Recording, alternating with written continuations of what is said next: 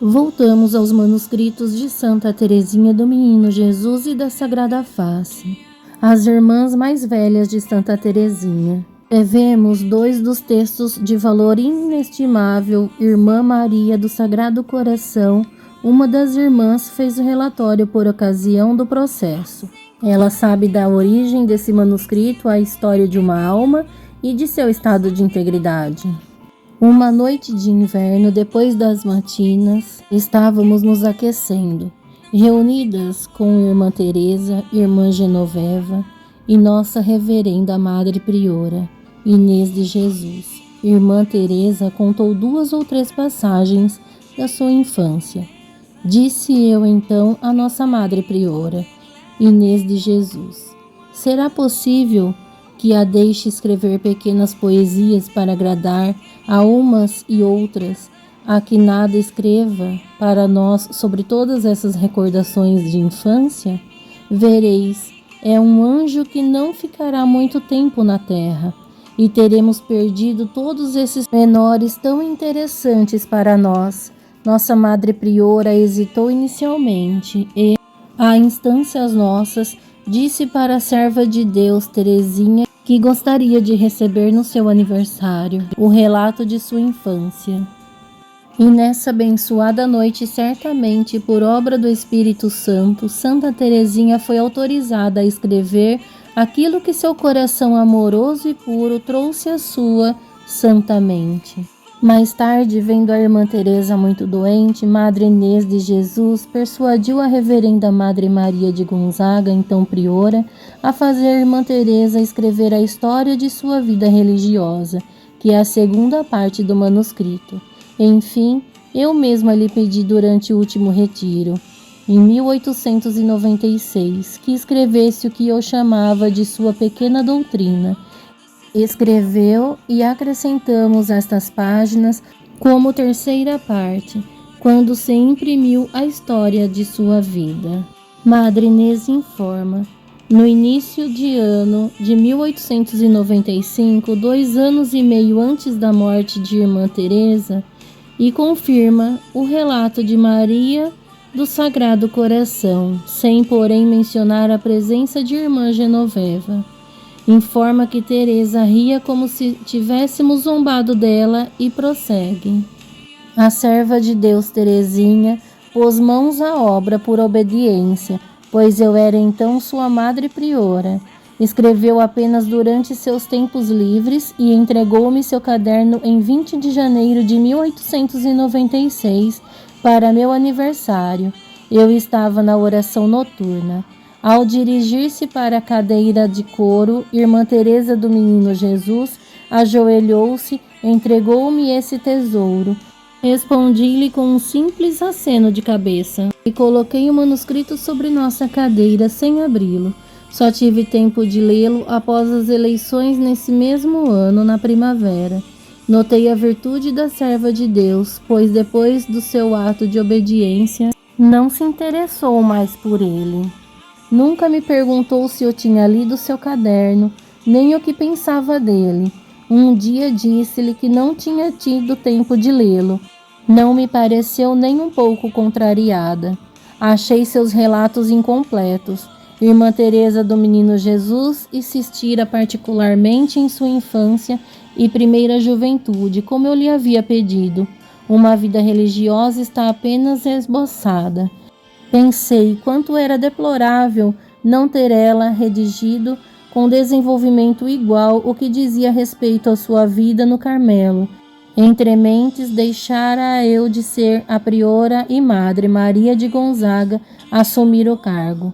Receava não atribuir ela ao mesmo interesse a essa composição e não ousei falar-lhe a respeito, mas vendo Irmã Teresa do Menino Jesus muito doente, quis tentar o impossível. Em 2 de junho de 1897, 4 meses antes da morte de Irmã Teresa, por volta da meia-noite, fui encontrar nossa Madre Priora.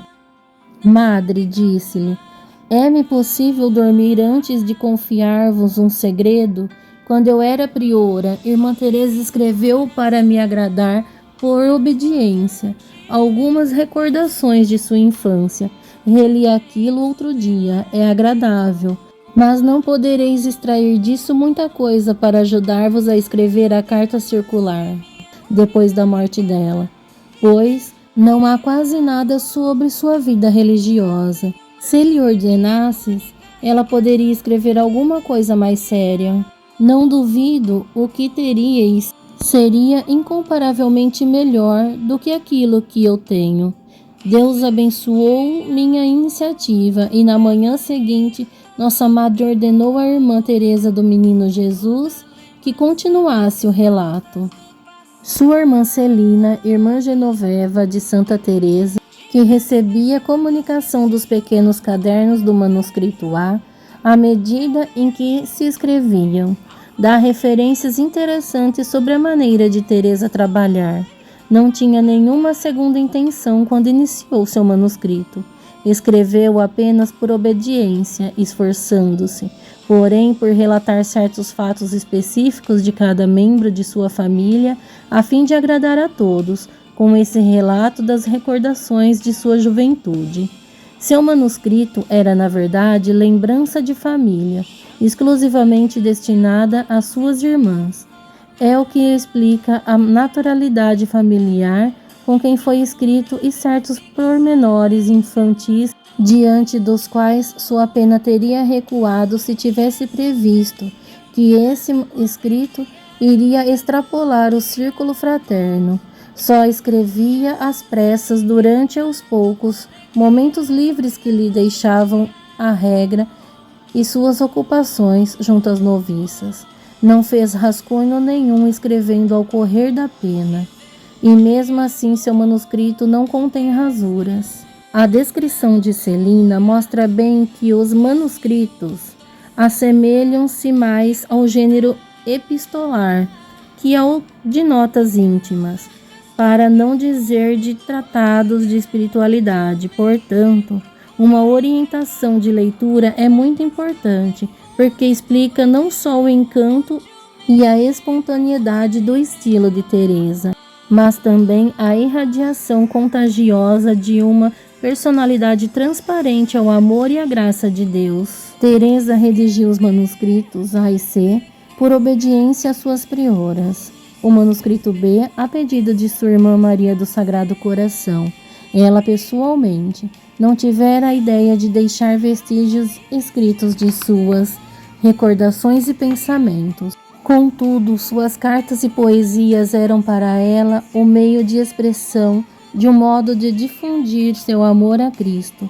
Desde o início soube que, de certa forma, seu manuscrito C era destinado à publicação, pois Madre Inês alegara junto à Madre Maria de Gonzaga como motivo de encomenda a redação de uma circular necrológica.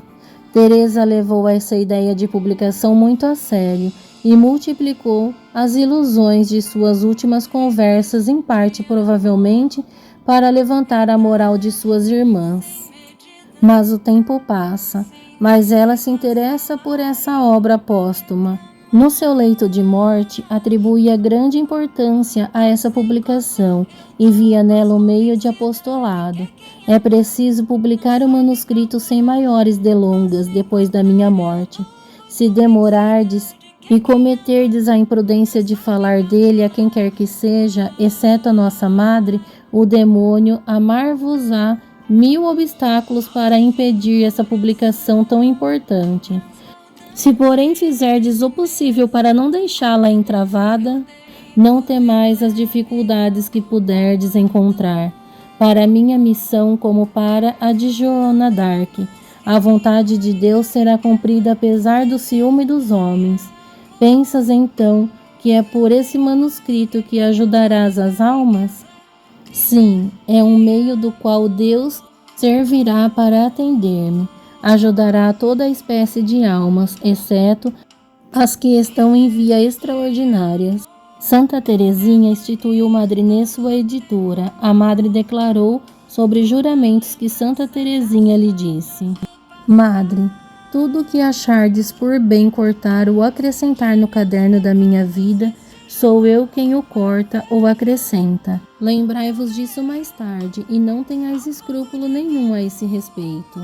Em outra vez, a respeito do manuscrito C, não escrevi o que eu queria. Disse-me tristemente, teria necessitado de maior isolamento. Todavia, meu pensamento, aí está, só vós restará classificar. Padre François de Sainte-Marine comenta com razão: cortar, acrescentar, classificar as 3 operações que a autora dos manuscritos previa e aprovava por antecipação, sua editora as efetuou amplamente a seguir. Pode-se discutir a respeito do número e das oportunidades dessas modificações. A questão do direito, contudo, não representa dúvida. A autorização fora dada. Aqui vimos e entendemos a grande humildade dessa serva de Deus, obediente e entregue com docilidade, sempre preocupada em agradar e exaltar a superiora, dando a ela o aval de corrigir e mudar seus manuscritos caso fosse preciso. Santa Teresinha do Menino Jesus, rogai por nós. Amém.